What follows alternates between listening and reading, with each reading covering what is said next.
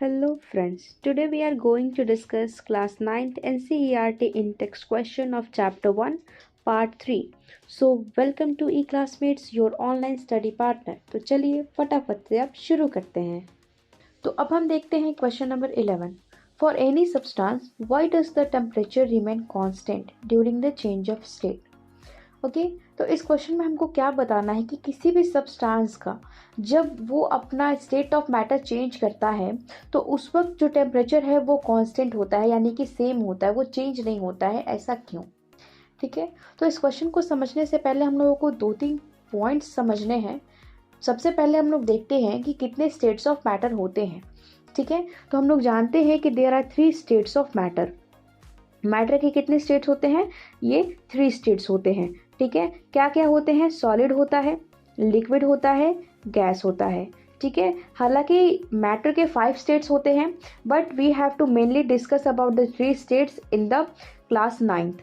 ठीक है, तो हम लोग इसी स्टेट्स के बारे में देख लेते हैं, सॉलिड, लिक्विड और गैस। और इनकी जितनी भी प्रॉपर्टीज़ है वो हम लोगों ने पार्ट 1 में ऑलरेडी डिस्कस किया है। अगर आप लोगों ने अभी तक वो पार्ट 1 नहीं देखा है तो please go and visit it. And हमको दूसरा पॉइंट क्या देखना है? हमको दूसरा पॉइंट देखना है कि what is the role of effect of temperature in the interconversion of states of matter. ठीक है, क्योंकि यहाँ पे हम लोगों को टेम्परेचर के बारे में डिस्कस करना है कि जब यहाँ पे मैटर अपने स्टेट्स को चेंज कर रहे हैं तो उस वक्त टेम्परेचर कांस्टेंट क्यों होता है। तो जब तक हम लोग यहाँ पे रोल ऑफ टेम्परेचर नहीं समझ लेते हैं कि जब स्टेट्स ऑफ मैटर चेंज होते हैं तो उस वक्त टेम्परेचर का क्या रोल होता है, क्या इफेक्ट होता है, तब तक हम लोग इस क्वेश्चन को सॉल्व नहीं कर पाएंगे। तो यानी कि हम लोगों को दूसरे पॉइंट को समझना है, effect of temperature in the interconversion of, यानी कि इंटर कन्वर्जन का मतलब कि जब वो अपने आप को चेंज करते हैं। ठीक है, अपने स्टेट्स को चेंज करते हैं, inter conversion of states of matter. ठीक है, तो ये 2 पॉइंट्स हम लोगों को समझने बहुत ही ज़्यादा ज़रूरी थे। ठीक है, और दूसरी चीज़ की इनके कैरेक्टरिस्टिक्स भी काफ़ी ज़्यादा यहाँ पे इंपॉर्टेंट रोल प्ले करेंगी। ठीक है, और कैरेक्टरिस्टिक्स में भी मेनली कौन सी कैरेक्टरिस्टिक्स? इनके intermolecular space that is IMS and इनके intermolecular force of attraction that is IMF। ठीक है, ये जो 2 कैरेक्टरिस्टिक्स होती हैं पार्टिकल्स की, यही सारे कैरेक्टरिस्टिक्स को डिफाइन करती हैं और इनके स्टेट्स को डिफर बनाती हैं एक दूसरे से। ठीक है, तो यहाँ पे हम लोग सबसे पहले समझते हैं effect of temperature in the interconversion of states of matter. ठीक है, तो यहाँ पे हम लोग एक एग्जांपल से समझते हैं। ठीक है, और वो एग्जांपल क्या है कि लेट सपोज अभी हम लोग जो इंटर कन्वर्जन पढ़ने वाले हैं वो हम लोग पढ़ने वाले हैं लिक्विड से गैस का। ठीक है, यानी कि कोई एक लिक्विड है, लिक्विड में हम लोग वाटर ले लेते हैं। ठीक है, और वो वाटर किस में कन्वर्ट होगा? वो वाटर कन्वर्ट हो जाएगा वाटर वेपर में। ठीक है, तो वो क्या है? एक गैसियस स्टेट ऑफ मैटर है। ठीक है, तो हम लोग वहाँ पे इजिली इस चीज़ को समझ सकते हैं। ओके, तो अब हम देखते हैं यहाँ पे हम क्या करते हैं कि हम एक बीकर लेते हैं और इसमें हम कुछ वाटर को रख लेते हैं। ठीक है, हम क्या करते हैं, इसमें हम कुछ वाटर को रखते हैं। ठीक है, और यहाँ पे पूरा ये बीकर हमारा वाटर से भरा हुआ है। ठीक है, हम यहाँ पे नीचे क्या कर रहे हैं? हीट प्रोवाइड कर रहे हैं। हम यहाँ पे बर्नर है। ठीक है, हम यहाँ से क्या कर रहे हैं? हीट प्रोवाइड कर रहे हैं, यानी कि हीट क्या है? एक फॉर्म ऑफ एनर्जी है, तो हम यहाँ पे क्या कर रहे हैं? हीट एनर्जी प्रोवाइड कर रहे हैं। ठीक है, बर्नर के थ्रू यहाँ पे हम हीट एनर्जी प्रोवाइड कर रहे हैं। अब हम यहाँ पे एक्सपेरिमेंट करने के लिए इसमें हम क्या लगा देते हैं? एक थर्मोमीटर लगा देते हैं इस तरीके से, ताकि हम लोगों को टेम्परेचर में जो भी यहाँ पे इफेक्ट हो वो हम लोगों को पता चल सके। और टेम्परेचर में क्या होते हैं? बार सेट होते हैं। ठीक है, और वो जब राइज होते हैं तो हमको पता चलता है कि टेम्परेचर राइज हो रहा है और कहाँ तक वो टेम्परेचर जा रहा है वो हम लोग को इजीली यहाँ से पता चल जाता है। ठीक है, तो ये वाटर में पूरा का पूरा जो थर्मामीटर का जो डिप होता है वो पूरा का पूरा इसमें डिप है। ठीक है, और हम लोग देख सकते हैं कि जैसे ही हम लोगों ने वाटर को यहाँ पे बर्नर में बिठाया, जैसे ही हम लोग वहाँ पे हीट को उसको देना शुरू करते हैं उस वाटर को, बीकर को, तो वैसे ही हम देखते हैं कि यहाँ पे राइज इन टेम्परेचर होता है। ठीक है, और वो टेम्परेचर में राइज करते करते करते करते वो कहाँ तक जाता है? वो एक टाइम आता है कि वो 100 डिग्री सेल्सियस तक पहुँच जाता है। ठीक है, और जैसा कि हम लोगों ने अपने प्रीवियस वीडियो में हम लोगों ने पढ़ा था, बॉइलिंग पॉइंट ऑफ वाटर क्या होता है? वो होता है 100 डिग्री सेल्सियस। ठीक है, तो यानी कि ये क्या है? ये है बॉइलिंग पॉइंट ऑफ वाटर। इस पे क्या करता है? 100 डिग्री पे आने के बाद वो बॉयल करना शुरू होता है। और हम लोग जानते हैं कि जब वाटर बॉयल करना शुरू होता है तभी वो वेपर में चेंज होना शुरू होता है। जब तक वो बॉयल नहीं होता है तब तक वो वेपर में चेंज नहीं होता है। ठीक है। तो अभी तक जैसे टेम्परेचर राइज हो रहा था, नॉर्मल टेम्परेचर जो भी होगा 27-30 जो भी हमारा रूम टेम्परेचर होगा, उतने से वो वाटर धीरे धीरे टेम्परेचर राइज करते करते करते करते वो 100 डिग्री सेल्सियस तक पहुंच गया और फिर वो वहां से अपना बॉयल होना शुरू हो जाएगा। ठीक है। तो यहाँ पे तो हम अभी तक तो देख रहे थे कि वो लेट सपोज दैट कि 30 डिग्री हमारा नॉर्मल टेम्परेचर होगा उस वक्त का। ठीक है। तो हम देख सकते हैं कि वो 30 डिग्री सेल्सियस से वो राइज होते होते कहाँ तक पहुंच गया, 100 डिग्री सेल्सियस तक वो टेम्परेचर पहुंच गया। हमको यहाँ पे क्लियरली थर्मोमीटर में देखने को मिल रहा है। ठीक है। लेकिन जैसे ही वो अपने बॉइलिंग पॉइंट को रीच करेगा और वो वाटर बॉयल होना शुरू हो जाएगा, अब वैसे ही हमको यहाँ पे कोई चेंज, यहाँ पे कोई राइज इन टेम्परेचर देखने को नहीं मिलेगा। ठीक है। और ऐसा नहीं है कि हमने यहाँ पे हीट प्रोवाइड करना बंद कर दिया है, हम अभी भी रेगुलरली यहाँ पे कंटिन्यूअस हीट को प्रोवाइड कर रहे हैं। तो उस हिसाब से यहाँ पे टेम्परेचर को राइज होना चाहिए था, लेकिन यहाँ पे टेम्परेचर अब राइज नहीं होता है। क्यों? क्योंकि अब यहाँ से स्टेट ऑफ मैटर चेंज होना शुरू हो जाएगा। जैसे ही वो बॉइलिंग पॉइंट को रीच करेगा, अब ये किस में चेंज होगा, अब ये चेंज होने लगेगा वाटर वेपर में। ठीक है। और वाटर वेपर क्या होता है, गैसियस स्टेट होता है। तो यानी कि यहाँ पे क्या हो रहा है, ये चेंज होने लग रहा है, अपना स्टेट्स ऑफ मैटर को चेंज कर रहा है। ठीक है। और जैसा कि क्वेश्चन हमसे पूछा है कि टेम्परेचर कांस्टेंट क्यों हो जाते हैं जब स्टेट्स ऑफ मैटर चेंज होते हैं। ठीक है। तो अब हम देखते हैं कि ये हीट एनर्जी जो है हम लोग कंटिन्यूअसली जो प्रोवाइड कर रहे थे, वो तो हमको यहाँ पे टेम्परेचर के फॉर्म में दिख रही थी कि भाई टेम्परेचर राइज हो रहा है तो हमारा हीट एनर्जी यहाँ पे यूज हो रहा है। ठीक है। लेकिन यहाँ पे हीट एनर्जी है ना, हीट एनर्जी तो क्या होता है, कभी डिस्ट्रॉय तो होता नहीं, क्योंकि एनर्जी हम लोगों ने कंजर्वेशन ऑफ एनर्जी पढ़ा है। ठीक है। कि energy can neither be created nor be destroyed but can change into one form to the another form. तो एनर्जी चेंज कर सकता है एक अपने फॉर्म को, लेकिन वो डिस्ट्रॉय तो नहीं हो सकता। ऐसा तो नहीं है कि अब टेम्परेचर राइज करना बंद कर दिया तो यहाँ पे हीट एनर्जी जो है वो एनर्जी अब लग ही नहीं रही है इसमें, ऐसा तो नहीं है। ऐसा क्यों नहीं होता है, क्योंकि ये जो हीट एनर्जी है ना, अब ये चेंज होने लगती है काइनेटिक एनर्जी में। ठीक है। काइनेटिक एनर्जी में।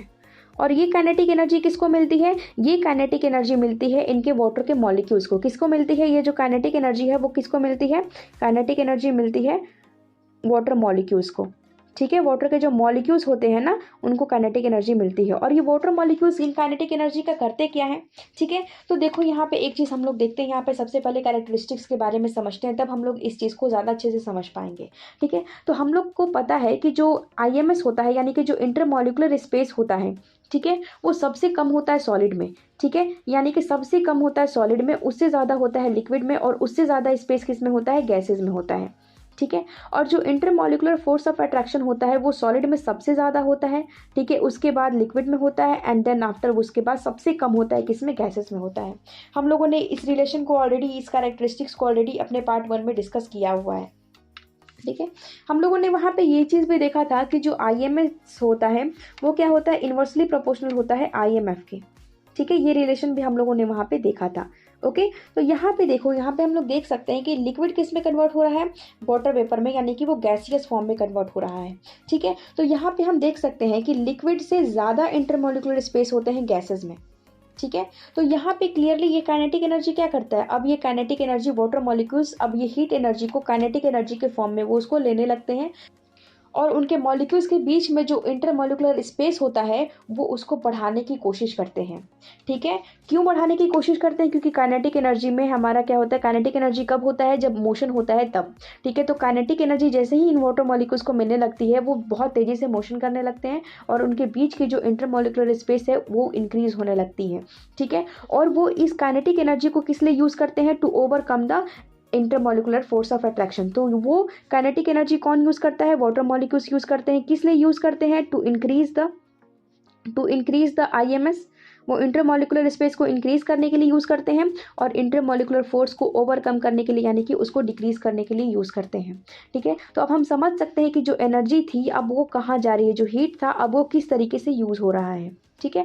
तो अभी जब टेम्परेचर राइज हो रहा था तब तक तो हमको हीट दिख रहा था, क्लियरली कि भाई हीट जो है वो टेम्परेचर राइज करने के काम में आ रहा है। ठीक है। लेकिन जैसे ही वो 100 डिग्री रीच कर गया और जैसे ही ये वाटर वेपर में कन्वर्ट होने शुरू हो गए, अब ये जो हीट है वो हमको दिख नहीं पाता है, कि वो टेम्परेचर जब राइज नहीं हो रहा है तो वो हीट हमको दिखता नहीं है। ठीक है। और वो हीट कौन यूज़ करता है, वो हीट को यूज़ करता है वाटर मॉलिक्यूल्स। ठीक है। वो कौन यूज़ करता है, वो वाटर मॉलिक्यूल्स यूज़ करते हैं। और ये जो हीट है ना, ये हीट हमको दिख नहीं पाता है, क्योंकि यहाँ पे टेम्परेचर में कोई राइज नहीं होता है। इसीलिए हम लोग अब इस हीट को हम लोग क्या बोलते हैं, इसको बोलते हैं हम लोग हिडन हीट। ठीक है। क्योंकि वो हमसे छुप जाता है, वो हमको दिखता नहीं है, और इसी को हम लोग क्या कहते हैं, लैटेंट हीट। ठीक है, इसको हम लोग क्या नाम देते हैं, इसको हम लोग नाम देते हैं लैटेंट हीट। ओके, तो ये पूरा प्रोसेस होता है, और इसलिए हमको यही रीज़न है कि जो टेम्परेचर है वो हमको कांस्टेंट दिखाई पड़ता है जब यहाँ पे मैटर अपने स्टेट्स को चेंज कर रहे होते हैं। ठीक है, तो आई होप कि आप लोगों को ये पूरा कॉन्सेप्ट समझ में आया होगा कि किस तरीके से यहाँ पे इफेक्ट ऑफ टेम्परेचर होता है जब स्टेट्स ऑफ मैटर चेंज होते हैं, एक फॉर्म से जब वो दूसरे फॉर्म में जाते हैं, तो किस तरीके से टेम्परेचर इफेक्ट करता है इन सारी चीज़ों पर। Now comes to question number 12, suggest a method to liquefy atmospheric gas. ठीक है, तो हमको एक मेथड ऐसा सजेस्ट करना है जिससे कि हम लोग एटमॉस्फेरिक गैस को लिक्विफाई कर सकें, यानी कि उसको हम लोग लिक्विड में कन्वर्ट कर सकें। ठीक है, तो हम लोगों ने भी जस्ट प्रीवियस क्वेश्चन में हम लोगों ने क्वेश्चन नंबर 11 में क्या पढ़ा था कि हम लोग चेंज कर रहे थे किसको, लिक्विड को गैस में चेंज कर रहे थे, तो वहाँ पे हमको क्या देखने को मिल रहा था, राइज इन टेम्परेचर देखने को मिल रहा था। ठीक है, अब यहाँ पे हमको क्या करना है कि हम लोगों को एटमॉस्फेरिक गैसेस को कन्वर्ट करना है लिक्विड में। ठीक है, तो यहाँ पे हमको क्या गैस को कन्वर्ट करना है लिक्विड में। ठीक है, यहाँ पे भी जो मैटर के स्टेट्स हैं वो चेंज हो रहे हैं। गैस स्टेट ऑफ मैटर किस में चेंज हो रहा है, लिक्विड स्टेट ऑफ मैटर में चेंज हो रहा है। ठीक है, तो यहाँ पे हम लोग को देखना है कि कौन से मेथड से हम लोग गैस को लिक्विड में कन्वर्ट कर सकते हैं। ठीक है, तो जैसे कि हम लोग स्टार्ट करने से पहले मैं आप लोगों को एक एग्जांपल बता देती हूँ कि जो हमारे घर जो सिलेंडर आती है, जो एलपीजी आती है, उसमें भी एक गैस होता है। ठीक है, और वो गैस को बेसिकली हम लोग क्या करते हैं, लिक्विफाई कर देते हैं, और वो फिर हम लोग जब भी देखते हैं उसको तो वो क्या होता है, हमको देखने को मिलता है लिक्विड। ठीक है, और जैसे ही हम बर्नर ऑन कर देते हैं वो फिर गैस में कन्वर्ट होना शुरू हो जाता है। ठीक है, तो ऐसा क्यों होता है, कैसे हो जाता है कि हम लोग गैसेस को सिलेंडर में जब फिल करते हैं तो वो लिक्विड में कन्वर्ट क्यों होता है, कैसे हो जाता है। तो बेसिकली वो भी एक एग्जांपल हो सकता है इसका, क्योंकि वहाँ पे भी गैस किस में कन्वर्ट हो रहा है, वहाँ पे भी गैस लिक्विड में कन्वर्ट हो रहा है।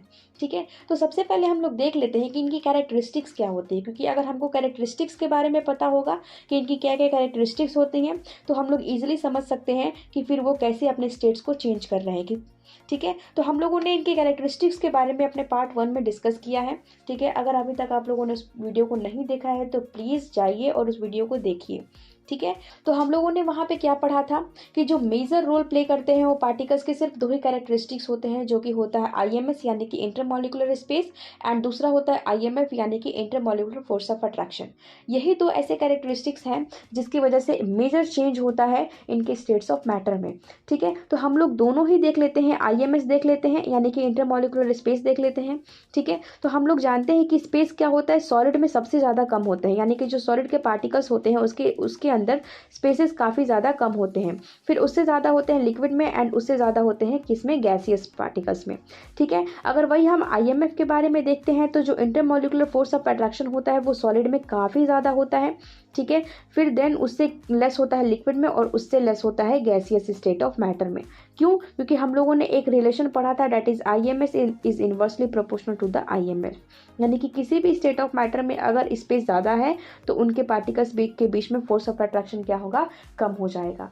ठीक है, अब हम यहाँ पे देखते हैं कि जब गैसेज लिक्विड में चेंज होंगे, ठीक है, तो इनके पार्टिकल्स पे क्या इफेक्ट पड़ेगा। ठीक है, तो यहाँ पे हम देख रहे हैं कि गैसेज में जो स्पेस होता है ना वो काफ़ी ज़्यादा होता है as compare to the liquid. ठीक है, और जो फोर्स ऑफ अट्रैक्शन का होता है वो कम होता है as compare to the liquid, यानी कि अगर यहाँ पे गैसेज लिक्विड में कन्वर्ट होंगे तो उसके लिए क्या करना पड़ेगा, इनके पार्टिकल्स के जो बीच की जो स्पेस है उसको कम करना पड़ेगा। ठीक है, क्या करना पड़ेगा, आईएमएस को हम लोगों को कम करना पड़ेगा। ये गैस से लिक्विड में जाने के लिए हम लोग को क्या करना है, हम लोग को इंटरमॉलिक्यूलर स्पेस क्या करना पड़ेगा, डिक्रीज करना पड़ेगा, और इंटरमॉलिक्यूलर फोर्स ऑफ अट्रैक्शन क्या करना पड़ेगा, इंक्रीज करना पड़ेगा। क्यों, क्योंकि गैसेज में आईएमएस काफ़ी ज़्यादा होते हैं और लिक्विड में गैसेज से कम होते हैं, यानी कि गैस से हमको लिक्विड में कन्वर्ट करने के लिए आईएमएस क्या करना पड़ेगा, डिक्रीज करना पड़ेगा, और आईएमएफ क्या करना पड़ेगा, वो इंक्रीज करना पड़ेगा। ठीक है, तो यानी कि ये 2 कंडीशंस हो रहे हैं। ओके, तो हम लोगों ने क्वेश्चन नंबर 11 में ऑलरेडी हम लोगों ने देखा है कि किस तरीके से एक टेम्परेचर बहुत बड़ा एक मेजर रोल प्ले करता है इन the inter conversion of states of matter. ठीक है, यहाँ पे भी टेम्परेचर का उतना ही बड़ा रोल है। ठीक है, तो हम लोग टेम्परेचर के रोल से भी पढ़ेंगे, और दूसरी चीज़ की हम लोग कैसे पढ़ेंगे, एक प्रेशर के अकॉर्डिंग ही पढ़ेंगे। ठीक है, क्योंकि यहाँ पे स्पेस को कम करने के लिए प्रेशर बहुत बड़ा मेजर रोल प्ले करता है, और साथ में टेम्परेचर भी। ठीक है, साथ में टेम्परेचर भी। जैसा हम लोगों ने क्वेश्चन नंबर 11 में पढ़ा था कि जब हम लोग लिक्विड को गैसेज में चेंज कर रहे थे तो हमको टेम्परेचर इंक्रीज करना पड़ रहा था। ठीक है, आईएमएस जब कम था तो उसको हम उस कंडीशन में हम लोगों को आईएमएस को क्या करना था, ज़्यादा करना था, क्योंकि लिक्विड में आईएमएस कम होता है और गैसेज में आईएमएस ज़्यादा होता है। तो जब हम लोगों को इंटरमोलिकुलर स्पेस को और ज़्यादा करना था तो हम लोगों ने क्या किया, टेम्परेचर को राइज कर दिया, टेम्परेचर को इंक्रीज कर दिया। और इस कंडीशन में हमको क्या करना है कि इंटरमोलिकुलर स्पेस को यानी कि आईएमएस को हमको डिक्रीज करना है। ठीक है, तो इस कंडीशन में हम क्या करेंगे, जब हमको आईएमएस को क्या करना है, डिक्रीज करना है, तो इस कंडीशन में हम लोगों को टेम्परेचर क्या करना पड़ेगा, टेम्परेचर भी यहाँ पे डिक्रीज करना पड़ेगा। ठीक है, दूसरी चीज़ कि हम लोग को यहाँ पे क्या था, पहले क्या था, जब लिक्विड गैसेज में चेंज हो रहे थे तो क्या हो रहा था कि इंटरमोलिकुलर फोर्स ऑफ अट्रैक्शन कम हो रहे थे। ठीक है, यानी कि लिक्विड में intermolecular force of attraction as compare to the gases ज़्यादा होते हैं, यानी कि गैसेज में कन्वर्ट करने के लिए हम लोग इंटरमोलिकुलर फोर्स ऑफ अट्रैक्शन को कम करना था, और कम करने के लिए हम लोग टेम्परेचर को इंक्रीज कर रहे थे। तो यहाँ पे हम लोग को intermolecular force of attraction increase करना है, तो यहाँ पे हम क्या करेंगे, टेम्परेचर को डिक्रीज करेंगे। ठीक है, तो यहाँ पे हमको पता चला क्या कि यहाँ पे टेम्परेचर को डिक्रीज करना होगा। ठीक है, हम लोगों को गैस से लिक्विड में चेंज करने के लिए सबसे बड़ा चीज़ क्या करना है, इसके लिए हम लोगों को टेम्परेचर को, इस काम को करने के लिए टेम्परेचर को क्या करना है, डिक्रीज करना है। ठीक है, दूसरी चीज़ कि जब टेम्परेचर डिक्रीज होते हैं ना तो जो स्पेसेस है ना वो क्या होते हैं, वो भी डिक्रीज होने शुरू हो जाती हैं, यानी कि वो कंप्रेस होने लगते हैं। और हम लोगों ने ऑलरेडी जब हम लोग कैरेक्टरिस्टिक्स पढ़ रहे थे तो वहाँ पे हम लोगों ने एक कैरेक्टरिस्टिक्स को पढ़ा था, दैट इज कंप्रेसिबिलिटी। ठीक है, तो हम लोगों ने इस कैरेक्टरिस्टिक्स में क्या पढ़ा था कि गैसेज आर हाईली कंप्रेसिबल। ठीक है, गैसेज क्या होते हैं, बहुत ही ज़्यादा कंप्रेसिबल होते हैं। ठीक है, और लिक्विड क्या होती है, उससे कम कंप्रेसिबल होता है, और सॉलिड तो नेग्लेजिबल होता है, सॉलिड कंप्रेसिबल होता भी नहीं है, एक कोई परफेक्ट केसेस को छोड़ करके। ठीक है, तो हम लोग देखते हैं कि कोई चीज़ कंप्रेस कब होता है, जैसे कि अगर हम एक स्पॉन्ज का एग्जांपल लेते हैं तो इस पे स्पॉन्ज जब कंप्रेस होता है तो कब होता है, जब हम उस पर एक्सटर्नल प्रेशर अप्लाई करते हैं तब। ठीक है, तो जब स्पॉन्ज कंप्रेस होता है तो उस वक्त क्या होता है कि उनके बीच की जो इंटरमॉलिक्यूलर स्पेस है वो डिक्रीज हो जाती है। ठीक है, स्पॉन्ज के केस में, तो जब स्पॉन्ज के केस में जब इंटरमॉलिक्यूलर स्पेस डिक्रीज होती है कब, जब हम लोग प्रेशर अप्लाई करते हैं तब। तो यहाँ पे भी हम लोग को क्या करना है, आईएमएस को डिक्रीज करना है, तो इसके लिए हम लोग को यहाँ पे क्या करना पड़ेगा, प्रेशर जो है वो ज़्यादा करना पड़ेगा, यानी कि प्रेशर को इंक्रीज करना पड़ेगा। तो हम लोगों को ये दो काम करना है, अगर हम लोगों ने टेम्परेचर को डिक्रीज कर दिया और प्रेशर को इंक्रीज कर दिया तो एक गैस जो है वो लिक्विड में चेंज हो जाएगा। ठीक है, तो इसका सबसे बेस्ट एग्जांपल होता है कंडेंसेशन और लिक्विफिकेशन। ठीक है, कंडेंसेशन को ही हम लोग लिक्विफिकेशन भी कहते हैं। ठीक है, मैं यहाँ पे लिख देती हूँ कंडेंसेशन। ठीक है, और इसी को हम लोग बोलते हैं लिक्विफिकेशन, यानी कि लिक्विड में कन्वर्ट करना, दैट इज लिक्विफिकेशन। ठीक है, कंडेंसेशन प्रोसेस हम लोग बहुत पहले के क्लासेस में हम लोगों ने ऑलरेडी पढ़ा है कि हम लोग क्या करते हैं कि वहाँ पे जो वेपर्स बनते हैं उसको हम लोग क्या करते हैं, उसको कूल डाउन करते हैं। ठीक है, तो जो वाटर वेपर्स होते हैं उसको कूल डाउन करने का मतलब क्या होता है, जो वाटर वेपर्स होते हैं यानी कि वो क्या होते हैं, वो गैसेज होते हैं। ठीक है, वो गैसेज स्टेट ऑफ मैटर होते हैं। ठीक है, वो गैसेज होते हैं, तो इसको कूल डाउन करना पड़ता है। ठीक है, जब हम लोग कूल डाउन करते हैं तो वहाँ पे देखते हैं कि वो क्या बन जाता है, वो लिक्विड में कन्वर्ट हो जाता है। ठीक है, तो जब कोई भी चीज़ जब कूल डाउन होती है तो उस वक्त क्या होता है, जब हम लोग ध्यान से देखेंगे तो उस वक्त उसकी टेम्परेचर डिक्रीज होती है। ठीक है, क्योंकि अगर हमको किसी चीज़ को ठंडा करना होता है तो हम फ्रिज में ले जाके रखते हैं, और फ्रिज में टेम्परेचर क्या होता है, नॉर्मल टेम्परेचर से कम होता है। ठीक है, तो वो चीज़ें क्या हो जाती हैं, वो कूल डाउन हो जाती हैं। तो हम लोगों ने कंडेंसेशन प्रोसेस हम लोगों ने बहुत पहले के क्लासेस में हम लोगों ने पढ़ा है। तो उस वक्त क्या होता है कि वाटर वेपर क्या होता है, वो कूल डाउन हो जाता है तो वो लिक्विड में कन्वर्ट हो जाता है। तो वाटर वेपर क्या है, एक गैसियस स्टेट ऑफ मैटर है, और वो जब वाटर में कन्वर्ट हो जाता है तो वाटर क्या होता है, एक लिक्विड स्टेट ऑफ मैटर होता है। तो उस वक्त हमको क्या करना पड़ता है, उसके टेम्परेचर को डिक्रीज करना पड़ता है, कूल डाउन करना पड़ता है। ठीक है, और हम लोग यहाँ पे देख सकते हैं कि टेम्परेचर क्या है और प्रेशर क्या है, वो एक दूसरे के इन्वर्सली प्रोपोर्शनल है। क्यों, क्योंकि जब टेम्परेचर राइज हो रहा है तो प्रेशर डाउन हो रहा है, और जब टेम्परेचर लो हो रहा है तो प्रेशर इंक्रीज हो रहा है। ठीक है, यानी कि इस कंडीशन में प्रेशर क्या हो रहा है, प्रेशर इंक्रीज हो रहा होगा। ठीक है, तभी वो लिक्विड में कन्वर्ट हो रहे हैं। ठीक है, तो हम लोग कंडेंसेशन प्रोसेस से हम लोग क्या कर सकते हैं, किसी भी एटमॉस्फेरिक गैसेस को लिक्विफाई कर सकते हैं, यानी कि उसको हम लोग लिक्विड में चेंज कर सकते हैं। ठीक है, तो कंडेंसेशन वो प्रोसेस है, लिक्विफिकेशन भी प्रोसेस है। ठीक है, या फिर वो सारे प्रोसेस जिसमें कि टेम्परेचर को डाउन करना है और प्रेशर को क्या करना है, इंक्रीज करना है। ये कोई भी प्रोसेस हो, इस प्रोसेस से हम लोग क्या कर सकते हैं, एटमॉस्फेरिक गैसेस को लिक्विफाई कर सकते हैं, यानी कि उसको हम लोग लिक्विड में कन्वर्ट कर सकते हैं। तो आज के लिए बस इतना ही। हम फिर मिलते हैं नेक्स्ट क्वेश्चंस के साथ अपने अगले वीडियो में।